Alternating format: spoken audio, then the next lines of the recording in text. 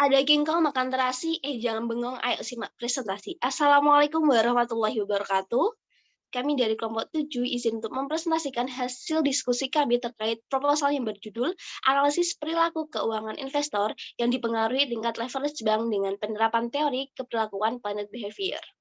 Nah, tak kenal maka tak sayang, perkenalkan kelompok anggota presentasi kami yang beranggotakan. Yang pertama yaitu saya sendiri, Siti Jamil Nafia dengan NIM 099, yang kedua yaitu Nur Hidayah dengan NIM 092, yang ketiga Dwi Nurmawati dengan NIM 107, yang keempat Lutfiana Afrida dengan NIM 18, yang kelima Gusti Brilana Damar Asri dengan NIM 207.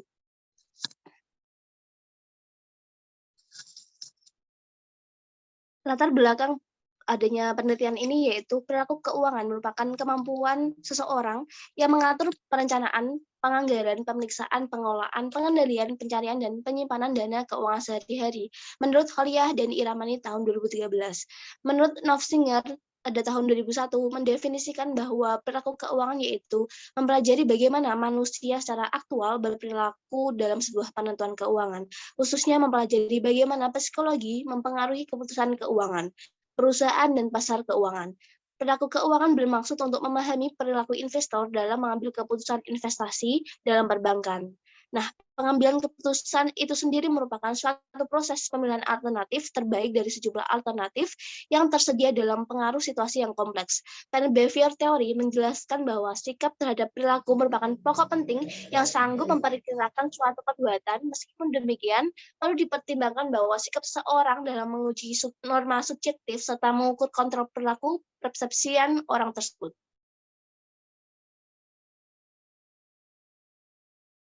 Nah, penelitian ini bertujuan untuk mengetahui perilaku investor dalam pengambilan keputusan investasi dalam perbankan dengan mempertimbangkan tingkat leverage perusahaan perbankan. Investor sendiri dalam menentukan keputusan investasi tentu dipengaruhi berbagai faktor-faktor lain, yaitu penelitian ini juga menggunakan data primer dikumpulkan melalui pengisian kuesioner, selanjutnya akan dianalisis secara deskriptif. Hasil studi ini akan membentuk suatu model yang menggambarkan perilaku investor dalam pengambilan keputusan investasi. Investor juga berpendapat bahwa pasar modal di Indonesia ini berada dalam kondisi yang tidak efisien, di mana manajer dapat memilih waktu yang tepat untuk menerbitkan saham, yaitu pada saat harga cukup tinggi di atas nilai wajarnya. Artinya, nilai pasar tidak mencerminkan ketersediaan informasi. Maka dalam penelitian ini akan mempelajari bagaimana perilaku keuangan investor yang dipengaruhi tingkat leverage perusahaan dengan pendekatan teori kepelakuan. Nah, cakupan masalah yaitu berdasarkan latar belakang dan identifikasi masalah. Di atas masalah dari penelitian ini yaitu perlu dicakup lagi, di mana kajian ini difokuskan pada perilaku investor dalam pengambilan keputusan untuk melakukan investasi pada perbankan dengan melihat tingkat leverage bank. Penelitian ini juga berfokus pada bagaimana tingkat leverage bank dapat mempengaruhi tingkat investasi khususnya untuk investor baru. Selain itu, penelitian ini juga berfokus pada bagaimana leverage bank mempengaruhi keputusan investasi dengan adanya pengaruh teori keperlakuan planet behavior. Selanjutnya akan disampaikan oleh Hida.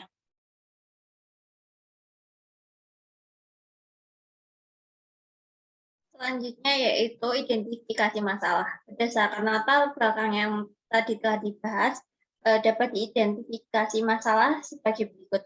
Yang pertama yaitu untuk mengatasi keserakahan dan ketakutan dalam pengambilan keputusan investasi akan sangat dipengaruhi informasi yang diterima, juga tingkat kemampuan dan pengetahuan investor tentang investasi pada perbankan.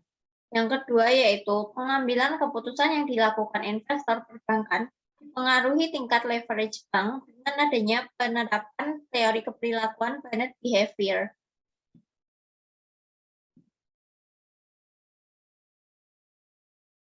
Selanjutnya yaitu rumusan masalah. Berdasarkan latar belakang yang sudah dibahas tadi, dapat dirumuskan masalahnya sebagai berikut. Yang pertama, bagaimana pengaruh perilaku keuangan investor pada tingkat leverage perusahaan perbankan dengan pendekatan teori keperilakuan. Yang kedua, bagaimana keterkaitan antara perilaku investor keuangan dengan teori keperilakuan. Yang terakhir yaitu bagaimana pengaruh tingkat leverage pada perusahaan perbankan mempengaruhi keputusan investor dalam melakukan investasi. Selanjutnya yaitu tujuan penelitian dari proposal ini yaitu Yang pertama, untuk mengetahui pengaruh perilaku keuangan investor pada tingkat leverage perusahaan perbankan dengan pendekatan teori perilakuan. Yang kedua yaitu untuk mengetahui keterkaitan antara perilaku investor keuangan dengan teori keperilakuan. Yang ketiga atau yang terakhir yaitu untuk mengetahui pengaruh tingkat leverage pada perusahaan perbankan mempengaruhi keputusan investor dalam melakukan investasi. Selanjutnya yaitu manfaat penelitian dalam proposal ini yaitu yang pertama yaitu untuk memberikan pengetahuan terkait perilaku pada investor pada tingkat leverage perusahaan dengan pendekatan teori keperilakuan. Yang kedua yaitu memberikan informasi terkait hubungan perilaku investor dengan teori keperilakuan. Yang terakhir memberikan pengetahuan terkait tingkat leverage perusahaan perbankan dalam mempengaruhi keputusan investor. Selanjutnya akan dijelaskan oleh Gusti Briliana. Terima kasih. Selanjutnya ada kajian teori utama. Yang pertama, teori perilaku keuangan atau financial behavior. Behavioral finance adalah kemampuan seseorang dalam pengelolaan perencanaan, penganggaran, auditing, pengelolaan, pengendalian, penelitian, dan penyimpanan dana keuangan harian menurut Kholiah dan Iramani tahun 2013. Perilaku keuangan berkaitan dengan tanggung jawab keuangan seseorang dalam kaitannya dengan bagaimana keuangan seseorang dikelola. Tanggung jawab keuangan adalah proses pengelolaan uang dan aset yang efektif. Pengelolaan uang adalah proses pengendalian dan menggunakan aset keuangan. Next.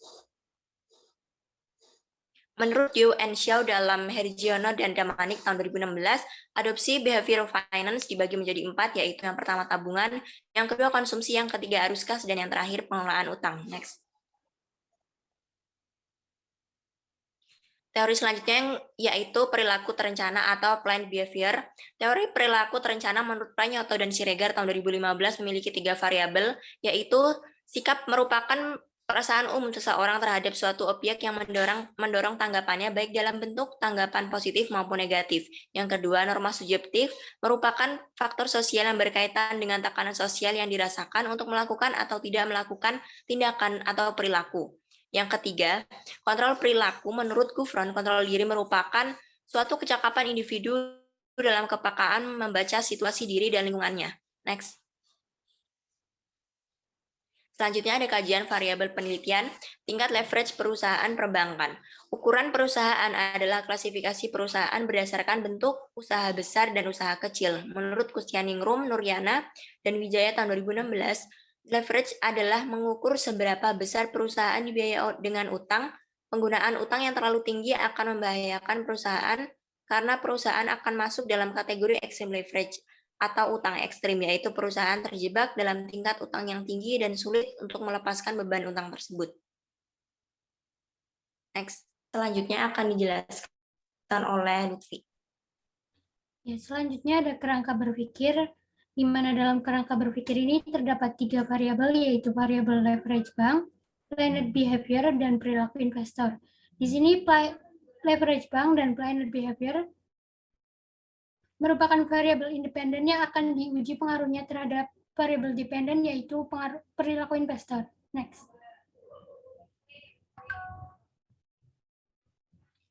Berdasarkan kerangka berpikir tersebut, maka hipotesis yang akan diajukan dalam penelitian ini yaitu ada H1, adanya pengaruh yang signifikan antara perilaku keuangan investor dengan tingkat leverage perusahaan perbankan.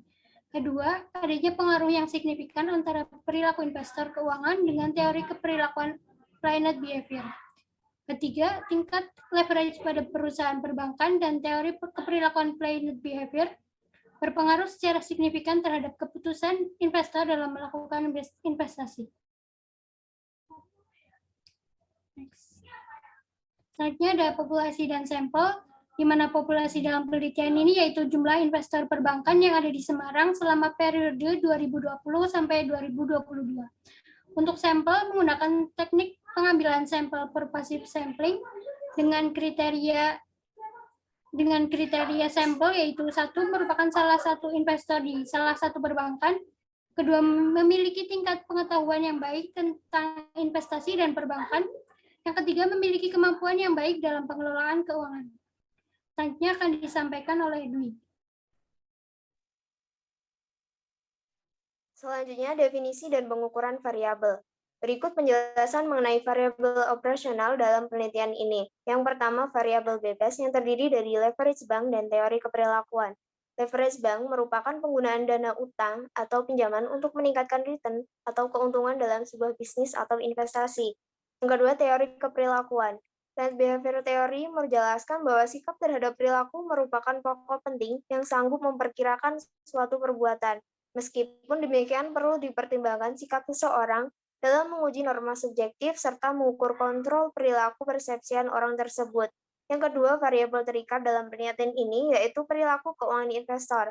Perilaku keuangan bertujuan untuk memahami perilaku investor dalam melakukan pengambilan keputusan investasi. Next.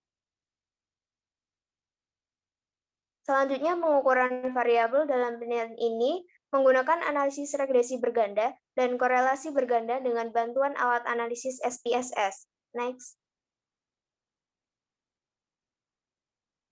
Selanjutnya, metode analisis. Metode analisis yang digunakan dalam penelitian ini yaitu sebagai berikut. Yang pertama, analisis deskriptif. Analisis yang dilakukan untuk mengetahui keberadaan variabel mandiri, baik hanya pada satu variabel atau lebih, atau variabel yang berdiri sendiri atau variabel bebas, tanpa membuat perbandingan variabel itu sendiri dan mencari hubungan dengan variabel lain. Yang kedua, analisis inferensial.